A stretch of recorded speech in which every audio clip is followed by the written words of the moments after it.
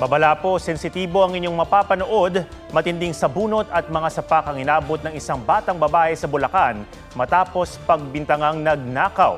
Ang mga nanggulpi, mga kalaro niyang menor de edad din. Ang spot report mula kay Joseph Moro. Tila nawasiwas na ang batang babaeng yan sa tindi na pagkakasabunot sa kanya sa viral video na ito. Kahit patuloy na nagmamakaawa, Sige na! Kahit patuloy pa rin ang pambubugbog ng mga batang menor de edad. Bago nito, tila nag-udyukan pa ang mga bata. Sige pa, na. Uy, ma-hospital daw yan! Ano naman? Sa ibang video na nakalap ng barangay at naisimentan na sa PNP, maririnig ang isang nakatatandang babae na tila pinapaamin ang biktima. Nasaan? Ilabas mo. Labas mo na.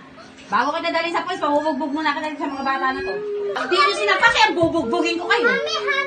Sa Malolos, Bulacan namin natunton ang biktima sa video, maging ang mga kalaro niya ng bugbog sa kanya na ang pinakabata, 6 na taon. Sa permiso ng kanilang mga magulang, nakausap namin ang biktima at ang pinakamatandang ng gulpi, pareho silang 13 anyos. Sabi ko tama na po, pero ayaw nila tigilan. Kung hindi pa dumating ang ate mo? Hindi pa ako titigilan. Nadala din po ako sa galit ko.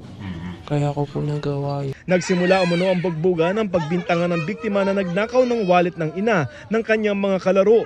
Bagay na itinanggi ng biktima sa barangay. Wala ring na-recover na wallet. Pero ang ina ng mga nambugbog nanindigan. Talagang inamin niya sa amin, hindi lang sa akin, sa tanod niya inamin na siya ang kumuha. Hindi naman matanggap ng ina ng biktima ang sinapit ng anak. Puro ano po dito, tas yung panga nangingitim. Dadaanin kami sa pera. Kahit mahirap lang kami, sir. Kailangan ko ano ng anak ko. Desidido ang ina ng nabugbog na menor de edad na babae na magsampa ng kaso. Bagay na tanggap naman ng kabilang partido. Hanggat maaari, naayos namin.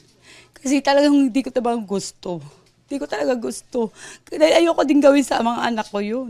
Sumasailalim na raw sa counseling ng CSWD ng Malolo sa mga bata. Nagparenting seminar na rin daw para sa mga magulang ng mga sangkot. Joseph Morong, nagbabalita para sa GMA Integrated News.